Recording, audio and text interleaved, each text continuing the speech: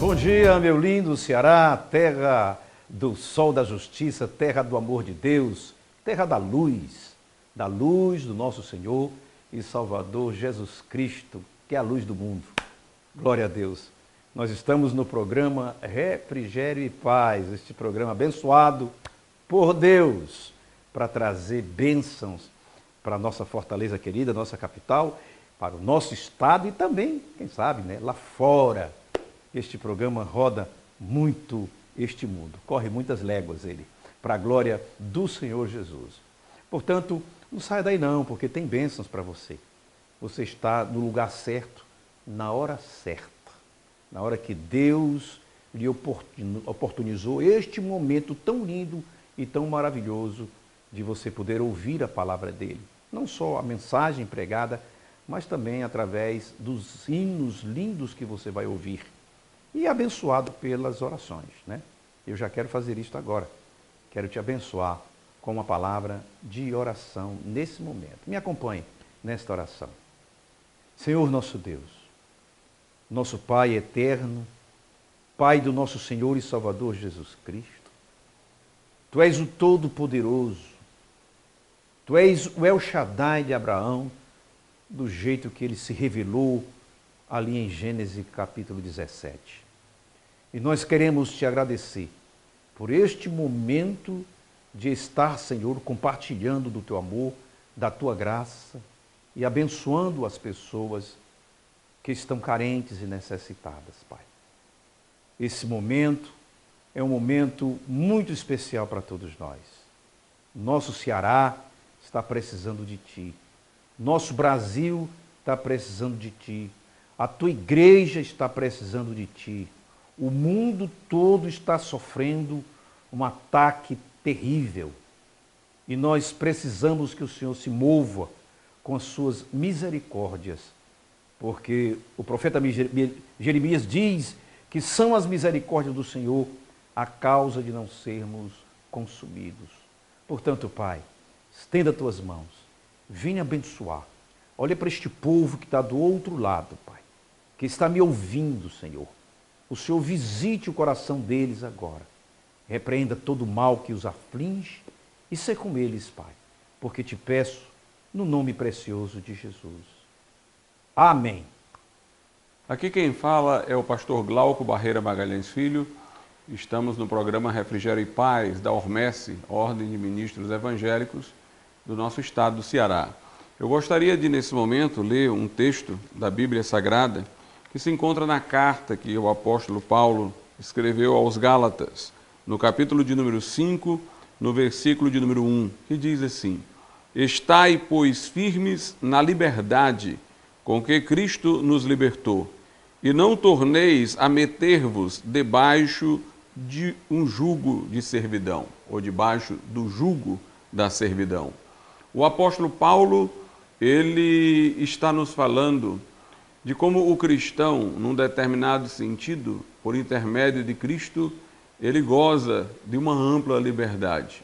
A Bíblia Sagrada nos ensina que o ser humano, depois da queda de Adão, é um ser fracionado, dividido. Então, ele tem, na sua racionalidade, a capacidade de reconhecer algumas coisas virtuosas, de certa forma, até apreciar aspectos da lei moral de Deus. Por outro lado, ele encontra nas suas inclinações algo que está em tensão com isso, que ele é capaz de dar algum tipo de apreciação em sua mente. E essa inclinação é que corrompe o seu entendimento.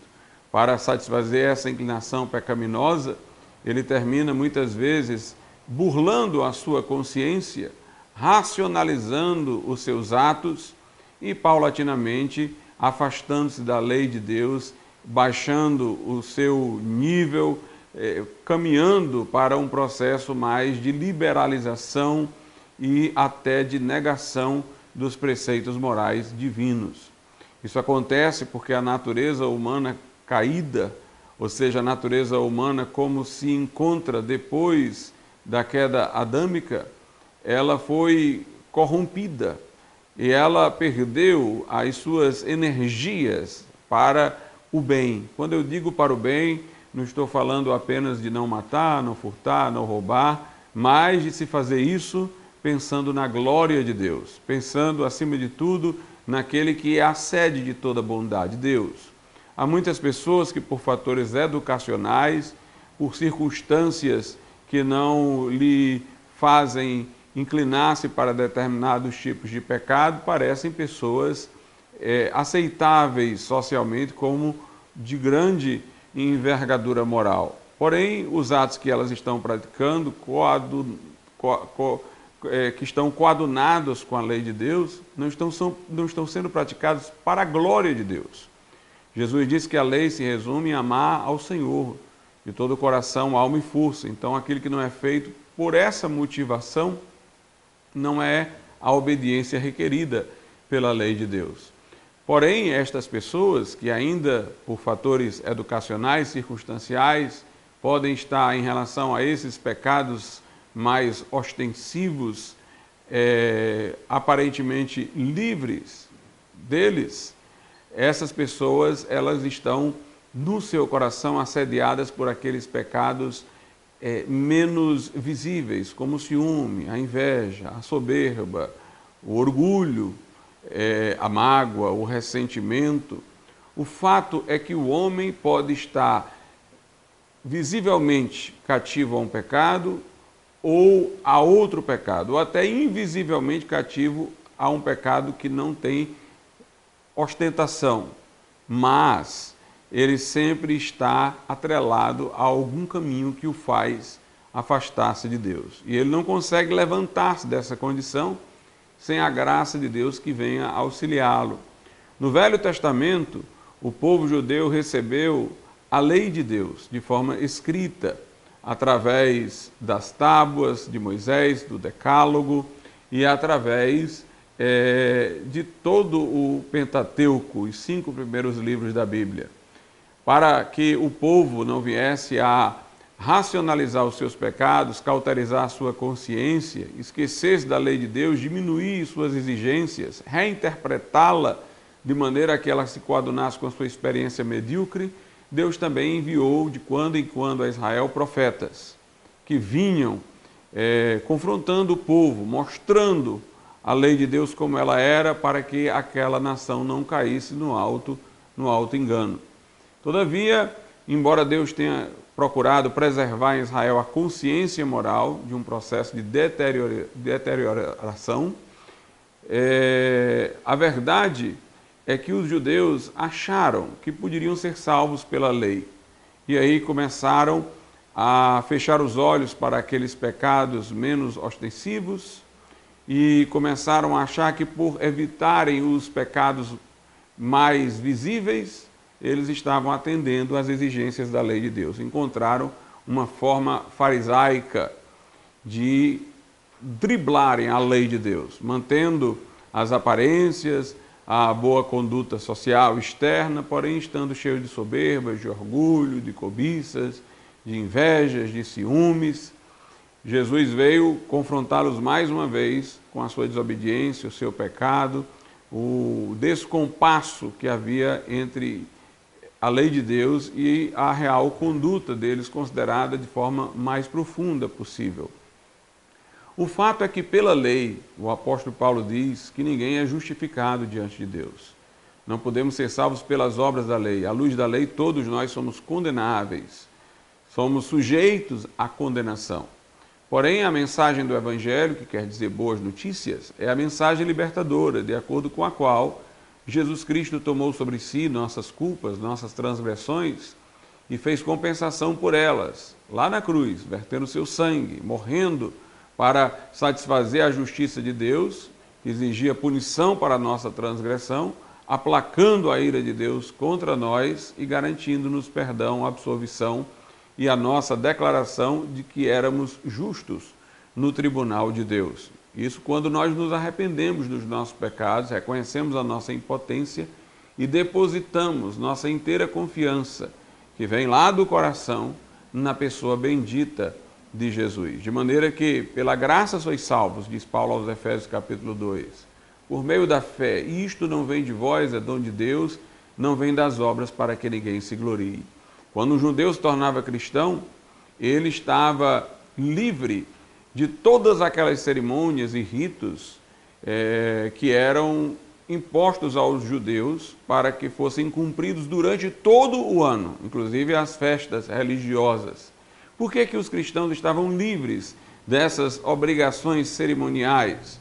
Porque elas eram representativas, elas eram prefiguradoras daquilo que Jesus veio e consumou na cruz. Uma vez que os cristãos já haviam encontrado a realidade daquilo que elas projetavam, não tinha sentido mais mantê-las, porquanto eles tinham agora algo muito maior do que elas, não as sombras que elas traziam, mas a realidade que por elas se apresentava.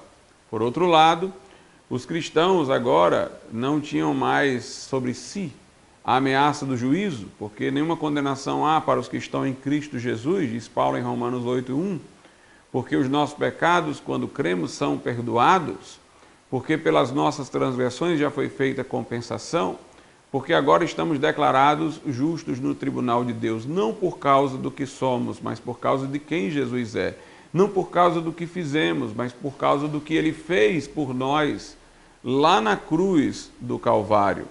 Dessa maneira, o cristão, ele agora procura obedecer a Deus, sim, procura viver em santidade, sim, mas não para, através dessa santidade, dessas obras, merecer o céu.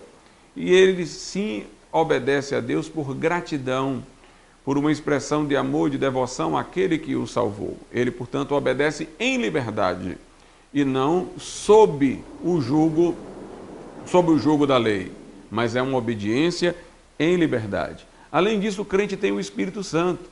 Então, com a mente, agora ele é capaz de apreciar a lei de Deus e ele tem o Espírito Santo morando em seu coração para subjugar aquela inclinação que se coloca contra a lei de Deus que ele aprecia.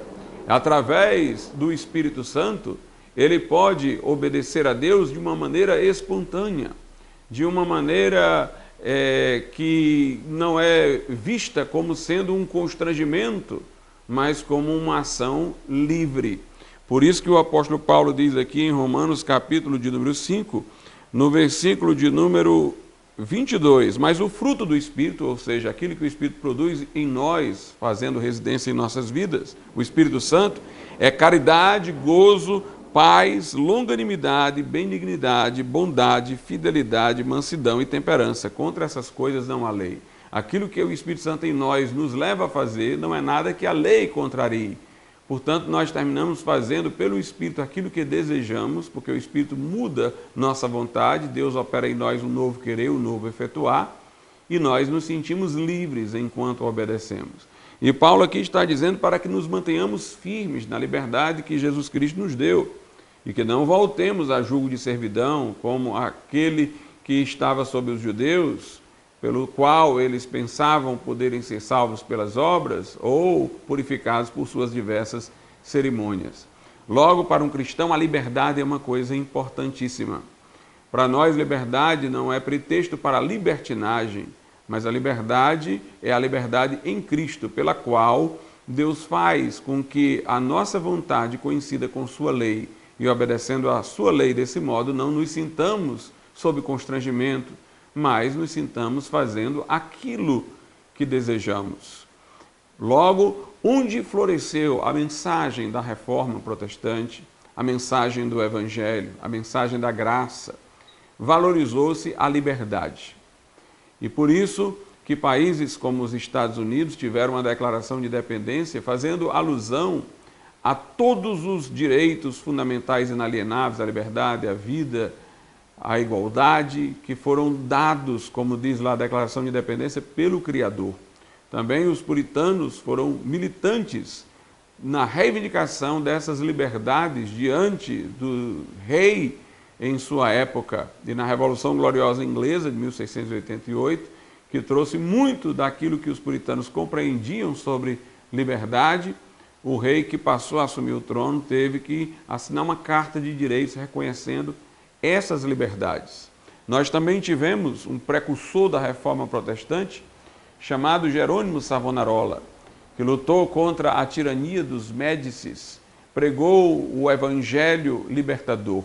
Tanto é conhecido por seus elevados padrões de moralidade, como por sua defesa da liberdade no campo político, defendeu uma república para a Florença. Esse é um livro que eu escrevi sobre o assunto, Girolamo Savonarola e a República de Florença, que você pode também adquirir. Conta a história desse bravo pregador e de como ele mudou as instituições de Florença e trouxe o ideal de liberdade e fez com que a tirania tremesse diante da sua pregação. A verdadeira pregação do Evangelho opõe-se à tirania e à opressão dos homens que querem se arrogar a condição de deuses para açoitar o povo com os seus flagelos, as suas restrições, a sua tirania. Portanto, esse Evangelho nos liberta do poder do pecado, do jugo da lei, nos introduz na esfera da graça e abre a nossa mente para reconhecer a importância das nossas liberdades como seres humanos, em contraposição à opressão dos tiranos que querem agigantar o seu poder sobre os seus súditos. Que Deus abençoe a todos.